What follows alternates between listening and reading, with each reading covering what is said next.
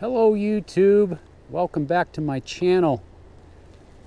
It's a dreary, cloudy, chilly, wet day here in Ohio. It's been like this for the last couple of days. And this is one of the things that I don't like about Ohio is the winters. They oftentimes can be just like this. Just dreary and cloudy, wet, cold, and the winters can be very long. That's the only really thing I don't like about Ohio is the weather sometimes. And then some people say it's too flat. Those who like the mountains. But out here, you know, it's at the same time can be peaceful. Nobody out here, just me in the water, the squirrels, Mother Nature, the deer. But I was out, I'm out rucking today. And I thought, well, somebody had asked a question in the comments. Jim, why did you choose the Army over the other branches of the service? So I thought, well, I'll go ahead and answer that question today. And that's a great question. Why did I join the Army out of all the other branches of service? Army, Navy, Air Force, Marines, Coast Guard. And I think the main reason I chose the Army is because of helicopters. I believe that was the main reason. I was always fascinated by the helicopter. And the Army had most of them. They have most of the helicopters. And also I had an influence with a father who was drafted during the Vietnam War era, even though he didn't have to go to Vietnam. So he was in the Army. And then my grandfather on my mother's side retired from the U.S. Army. He did 20 years, and then he did another 20 years civil service, doing the same job he did when he was in the Army. Track vehicle maintenance, tanks, anything with a track on it. He knew the ins and outs of them. He could drive tanks, shoot them. He had stories from when he was in Korea in World War II. Wish I would have asked him more now that I'm older, but he's of course gone, and wish I could have asked more questions about his time in the wars. And so, you know, the Navy didn't appeal to me. I remember there was a joke about join the Navy and see the world through a porthole. That didn't appeal to me. Being stuck on a ship. Even though I've talked to many people in the Navy who said they did their time in the Navy and never once was on a ship. Coast Guard, I just never really thought about. The Marines, for some reason, the other branches just did not grip me or appeal to me. And then where I live, 3 miles to the east of where I grew up, is a regional, still there, a local regional airport. And based out of there was a National Guard Huey helicopter medical evacuation company. And those helicopters would fly over our house quite often.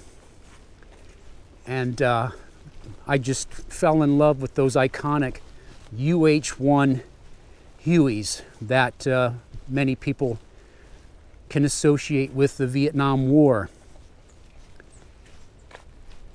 And a UH-60 Black Hawk landed at our school one day for a Army recruiting event.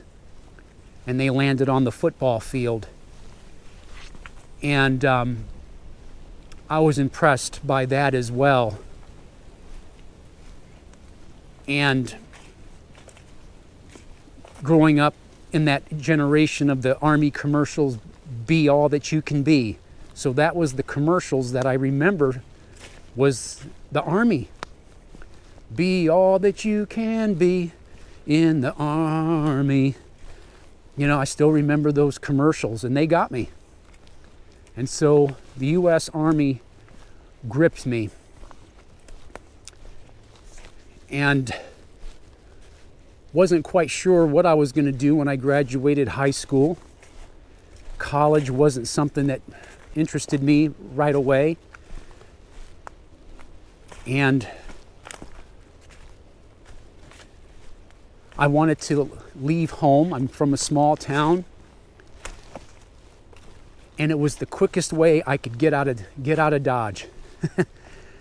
I was working at a trailer park as an assistant maintenance man after high school. And then I was also working part-time at a local greenhouse. So I was doing those two jobs, living at home. My mother had passed away, you know, back in 1989. So it was just me and my father in the house. And I was home for lunch one day from the trailer park. And I remember asking myself, do I see myself continuing to do that? What am I going to do? And so the Army was something that was always there.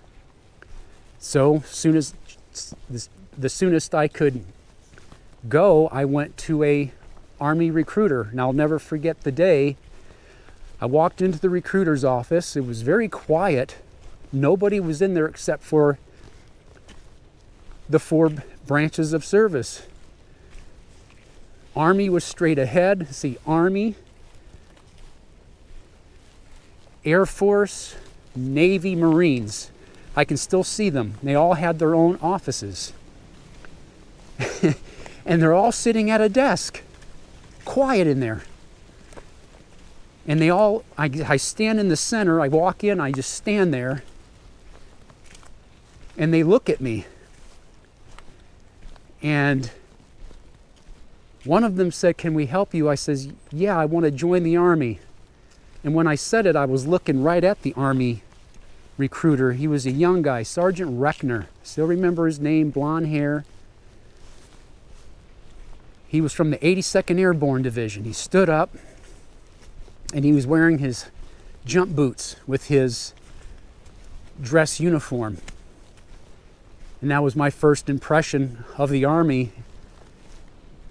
And I told him I want to join the Army. That was probably one of their easiest recruits. I literally just walked right on in. And it was just so surreal. And it just all started from there. And he got me set up to get the ASVAB, take the test and all that, you know, the physicals that you got to do and all the appointments. And I didn't tell my mom, I didn't tell my dad. I didn't tell my dad that I was doing that, and I kept it quiet. And I didn't share it with him until last minute, which may not have been the right thing to do, and told him that I'm joining the Army.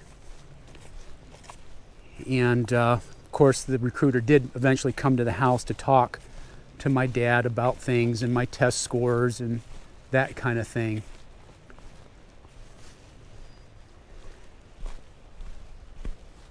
And off I went, and I'll never forget the day the recruiter picked me up to take me to Cleveland to go ship off. And there's my dad standing in the driveway, his bib overalls, hands in his pocket. As I got into the car, the recruiter backs out of the driveway and we drive off, and I can still see him standing there. Still can see him standing there as I drove off. And it was at that moment my life was about to change. And you know, I know he figured, well, he's an adult and he can make his own decisions, and that's what my son's going to go do. He joined went off and joined the Army. And so that's what I did, even though I don't think he initially wanted me to join the military. But of course, as I've said in another video, that he was proud of me and was able, glad that I was able to do what I did, and was proud of my accomplishments in the military. And but overall, it turned out to be a great experience for me. I had a great career, and I took advantage of a lot of the opportunities the military had to offer. And I went in as a aircraft turbine engine mechanic. Was my first MOS, my first job with airborne contract. And so I went to basic training at Fort Jackson, South Carolina. Went to my advanced individual training at Fort Eustis, Virginia, to learn about the aircraft power plant repair, turbine engines. And then after that, went to Fort Benning, Georgia, to airborne school.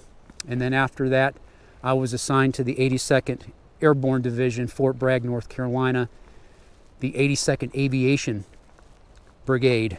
And I was assigned to the 1st and the 17th Air Cavalry Regiment, and where they had the OH-58 Delta Kiowa Warrior helicopters. And I believe that Army no longer has those helicopters, but they were the civilian version of the Bell 407, four-bladed single-engine helicopter. They had a mast-mounted sight on top. It was a ball with it had infrared. They could see distances on it, acquire targets. Had Hellfire missile capability. I believe it was a 50 cal gun on one side. They could fire Hellfire rockets on the other side. So it was a neat little helicopter, observation helicopter. And so I worked on those engines and stayed pretty busy doing basically mainly preventative maintenance, engine services, a lot of engine services, changing the oil and filters and fuel filters, oil filters, and all that good stuff. And I enjoyed that. I enjoyed aircraft maintenance. I thoroughly enjoyed working on the flight line, the camaraderie, and it almost felt like I wasn't even in the Army. Actually, the Simmons Army Airfield was actually off of Fort Bragg, so we were actually off of the main post. And so I sometimes felt like I wasn't even in the Army working on those helicopters. And then I did that for about 7.5 years. So I did a trip to Korea as a mechanic. Came back to Fort Bragg to the same unit. So I did a tour in Korea, and I was in the 542nd Medevac unit. So I was working on the Black Hawk in Korea, those engines. And then I decided to try out for the Army Special Forces, and went through the selection process, and I actually made it and became a 18 Echo Special Forces Communications Specialist.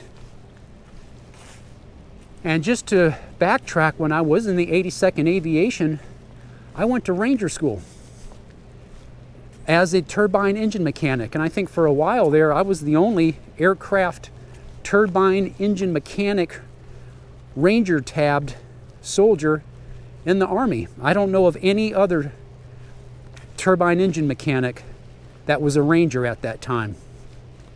And so that's kind of a unique story, that I was able to go through a rigorous training like that. Just made E4 a mechanic going through Ranger training. And what's interesting is I went through that pre-Ranger course at Fort Bragg amongst infantry, combat arms, MOSs and skills, and many of those guys didn't make it. And here I am, just made E4 mechanic, and I made it. And it was just absolute sheer focus to get through pre-Ranger and Ranger school. And if you'd ask me what's the hardest thing I've ever done in the military, it was U.S. Army Ranger School. It took every bit of me and sheer focus and determination to make it through. And I recycled the Florida phase, the swamp waterborne operation phase. So I had to do that phase twice, and then I graduated the Ranger School. But I was in 7th Special Forces Group. We worked in Central South America. My language was given to me was Spanish. So we operated in Central South America, mostly doing counter-drug type of missions. So we worked all over the place, and I worked mostly in Colombia and Peru. But there's other places that the 7th group goes. And besides Central South America, they're going, to Iraq, Afghanistan, and all places like that as well. But they've moved to Florida, so 7th group is no longer at Fort Bragg. So I did that for a few years. I was a communications specialist, so anything communications related, that was my job. I carried a heavy rucksack. I even still carry one to this day. And satellite communications, HF, VHF, you name it. I was trained to operate those radios, trained my team members how to operate the radios. So anything communications, electronics, that was my job. But yes, that was my job, to do anything communications related. I was assigned to a mountain team. So we were the team I belonged to, anything mountaineering related. So we did a lot of mountaineering training, and we would go out to places, to Vermont or Georgia, anywhere mountainous, and we would train, rappel, climb, mountain climb. So I was trained in how to do that. And so that was interesting, very interesting. But it does take a toll on you. You're gone a lot. And it definitely takes a toll, especially on the married people, because we're gone all the time.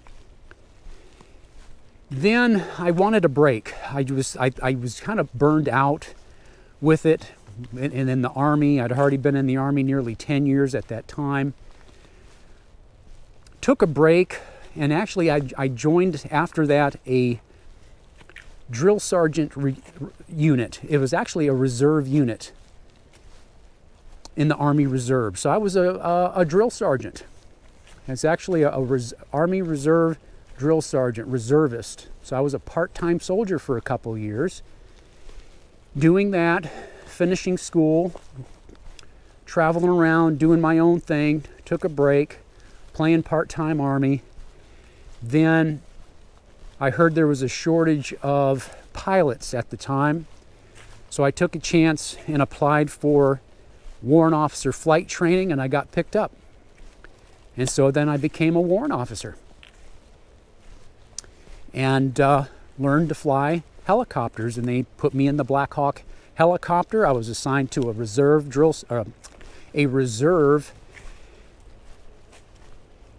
helicopter unit in Clearwater, Florida. I was living in Florida for a period of time. I was doing some traveling around as a reservist, and found myself in Florida, and I got assigned to that Clearwater, Florida Black Hawk unit. Then shortly thereafter that, I get this phone call out of the blue. Mr. Vukovic, would you be interested in commissioning as a commissioned officer on active duty? Active Guard Reserve. And so I said it was an opportunity for me to go back on active duty status. And I said sure. So he gave me the information, and I started that process. And I went from a CW2 to a second lieutenant, assigned back to active duty. And that's what I did for the remainder of my time in the military, was an aviation officer, and was able to retire, had my 20 active years, but 3 years in the reserve. So I always say I was in 23 years, but 20 of that, a little over 20, was actually active duty, which then allowed me to qualify for an active duty pension. And so I get my active duty military retirement. And they count, of course, your reserve time, so it's 23 years for retirement. And they counted all my previous enlisted time too. So I made it to E6 promotable. I was almost going to make E7 there when I was in Special Forces before I left. And so I was a O3E. O3E is O3 is a captain, and then the E is the enlisted. So I had maxed out captain pay.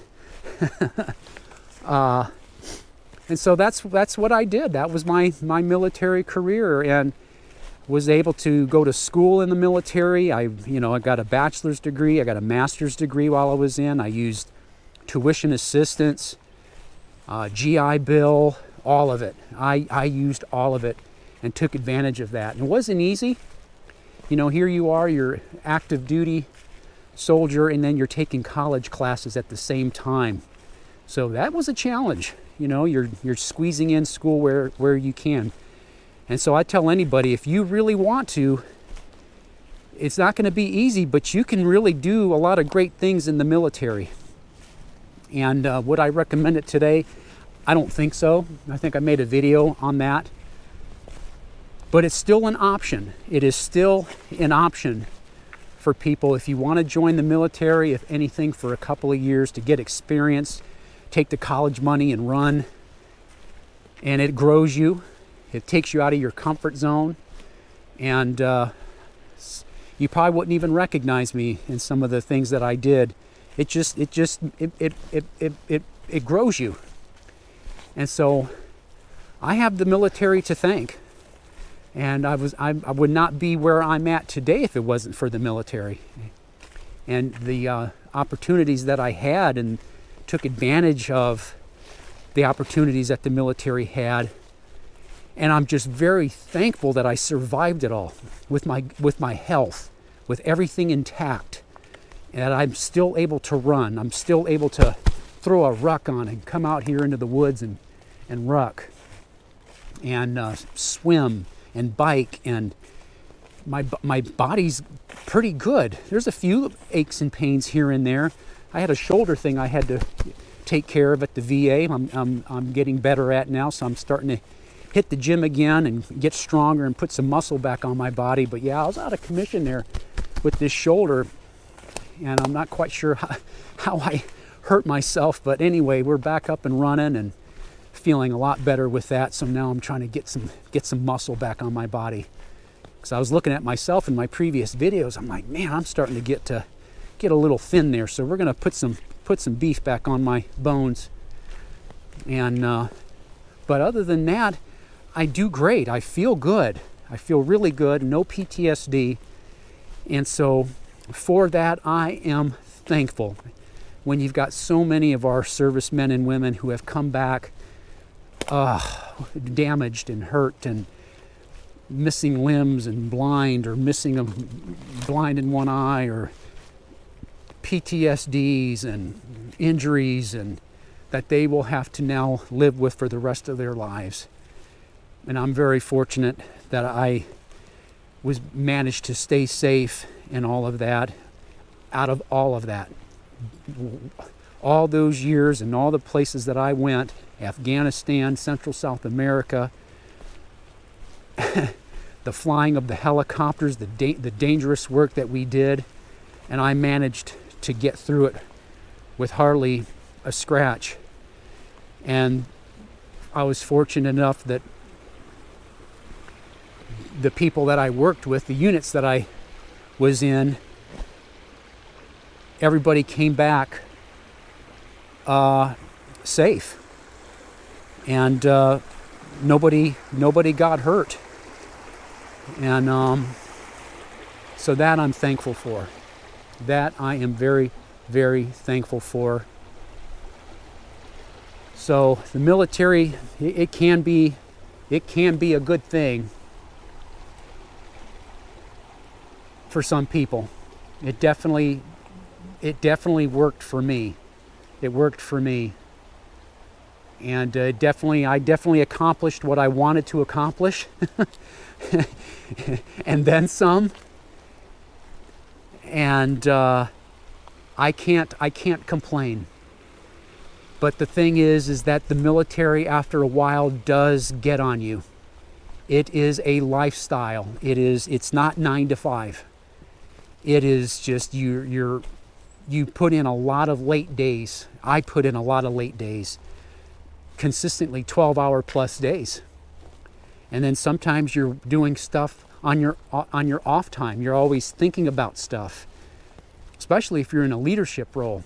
It seems like you're really not off the clock. And you're working weekends, you're working holidays, you're gone for periods of time. So it's not your normal job, and after a while, it can take a toll. And that's what I think happened to me, is that I just had enough. And I saw the writing on the wall on what the future of my military career was going to look like and where the Army was headed. And I thought, you know what, while I'm still healthy, while I'm still strong, I still have my health, my sanity, I'm still at a young age. I thought, you know what, Jim, you did everything you wanted to accomplish in the military. Hey man, why don't you just go ahead and say, you know what, let's end it on a high note, and let's call it a career. Get your pension, get your benefits, and go. And that's exactly what I did. And I figured, you know what, I'm young enough, I can go start something else. The career's got to end sometime. So a lot of respect for those that do more than that. You got sergeant majors, these generals that put in, oh my gosh, 30 years. You know, I could still have been in the military. And who knows if I would have stayed in, I might even be a colonel by now, maybe on my way to be a general. Who knows? Or I could have reverted back to a warrant officer, and I could have done that. And sometimes I think maybe that's something I probably could have done. Maybe I needed a break from the commission side, because that takes a toll as a commissioned officer, is you're doing a lot of administrative duties, and it can be very stressful, very hectic, compared to a warrant officer whose main focus is just flying and whatever track that they're in. So for warrant officers, they're either an instructor pilot, maintenance test pilot, tactical operations, or their safety. So those are their additional duties when they're not flying. They're teaching, they're instructing, they're advising the commander, they're focusing on unit safety, those types of things. Or they're doing maintenance and they're on the flight line. And I think if I would have been stayed warrant, I would have loved to have tracked maintenance test pilot, because I would have come full circle, because that's where I started, is in maintenance as a wrench turner on the helicopter, and then to be a maintenance test pilot, I thought that would have been pretty cool. And then not only that, you would have opportunities after you retire to work as a Department of the Army civilian called a DAC. And I think I would have enjoyed that, and I would probably be doing that right now, working somewhere on a military base somewhere as a DAC, as a maintenance test pilot. And I think I probably would have loved to enjoyed that. I would have enjoyed it. But anyhow, that's a little bit about that. Great question. Some of you have asked some other questions I need to do some more thinking about before I actually make a video on it. So I appreciate the comments, the questions, suggestions, and all of that. So anyway, that's all. If you got any other questions, feel free to ask. And I guess I'll see you guys on the next one. I'm going to continue this ruck here and get some miles in. Talk to you later.